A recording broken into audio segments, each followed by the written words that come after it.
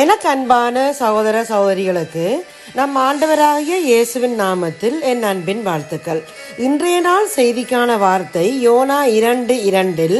என் நெருக்கத்தில் நான் கர்த்தரை நோக்கி கூப்பிட்டேன், அவர் எனக்கு உத்தரவு அருளினார். நம் வாழ்க்கையில் வரும் துன்பங்களும் நெருக்கடிகளும் நம்மை அழிப்பதற்காக அல்ல, அவை நம்மை கடவுளிடம் நெருங்கி சேர்க்க வைக்கும் கருவிகளாக அமைகின்றன. மனித வழிகள் அடைபடும் போதுதான் நாம் தேவனுடைய வழியை தேட தொடங்குகிறோம். நெருக்கடிகள் தான் நம்மை முழங்காலுக்கு கொண்டு வருகின்றன. யோனா மீனின் வயிற்றில் இருந்த அந்த பயங்கரமான நெருக்கடியில் தான் கர்த்தரை நோக்கி கூப்பிட்டான். நோக்கி கூப்பிடுதல் என்பது சும்மா கடமைக்கு ஜெபிப்பது அல்ல. எம் சுயநலம், புத்தி, பணத்தால் இனி ஒன்றும் செய்ய முடியாது என்பதை ஒப்புக்கொண்டு போடும் சத்தம். நம்மிடம் உள்ள பெருமைகளை விட்டுவிட்டு ஒரு சிறு பிள்ளையைப் போல கர்த்தரை மட்டுமே சார்ந்து நிற்கும் நிலை. காற்று பலமாயிருக்கிறதை கண்டு பயந்து கடலில் அமிழ்ந்து போகையில் பேதுரு, ஆண்டவரே என்னை இரட்சியும் என்று தன் முழு பலத்தோடு கூப்பிட்டான். இயேசு கை நீட்டி அவனை பிடித்தார். நம் தேவன் செவிடரோ அல்லது நம் துக்கத்தை கண்டு மௌனமாக இருப்பவரோ அல்ல. கூப்பிடுகிற சத்தத்திற்கு உடனடியாக உத்தரவு அருளுகிற தேவன். நாம் கூப்பிடும் போது அவர் நம் சூழ்நிலையை மாற்றுகிறார் அல்லது அந்த சூழ்நிலையை தாங்கும் பலத்தை தருகிறார்.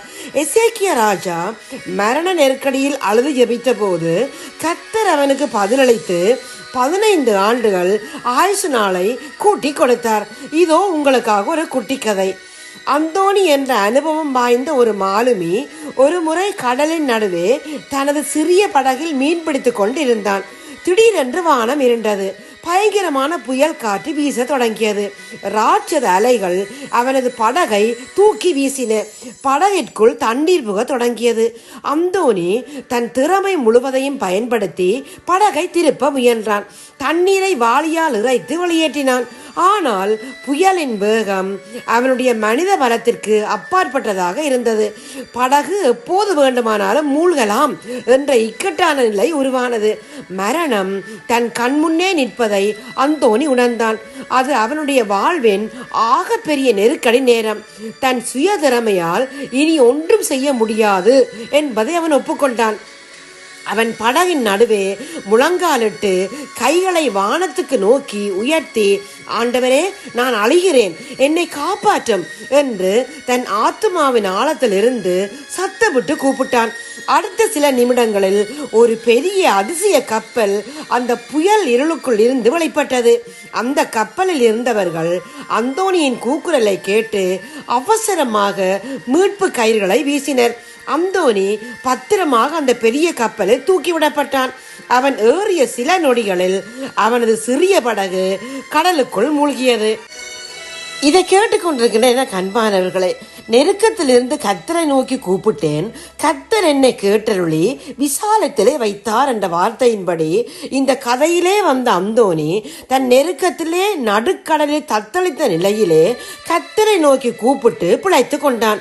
இன்று நாங்கள் எத்தகைய நெருக்கடியில் இருந்தாலும் சோர்ந்து போகாமல் கர்த்தரை நோக்கி முழு இதயத்தோடு கூப்பிடும் போது அவர் எங்களுக்கு உத்தரவருளி எங்கள் நெருக்கடிகளை ஆசீர்வாதமாக மாற்றுவர்.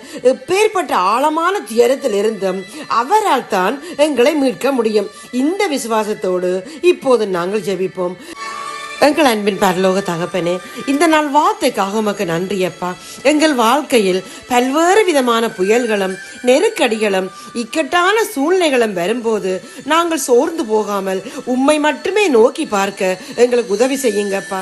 இன்றைக்கு யார் யாரெல்லாம் தங்கள் குடும்ப சூழ்நிலைக்காக, ஆரோக்கியத்திற்காக, பண தேவைகளுக்காக அல்லது மன போராட்டங்களுக்காக உம்மை நோக்கி ஆத்மாவின் ஆழத்தில் இருந்து கூப்பிடுகின்றார்களோ அவர்களுடைய சத்தத்துக்கு நீர் உடனடியாக பதிலளிப்பீராக. அவருடைய நெருக்கடி நிறைந்த சூழ்நிலைகளை மாற்றுவீராக. இந்த ஜெபத்தை இயேசுவின் நாமத்தில் எடுக்கிறோம் எங்கள் நல்ல பிதாவே. ஆமேன், ஆமேன், ஆமேன்.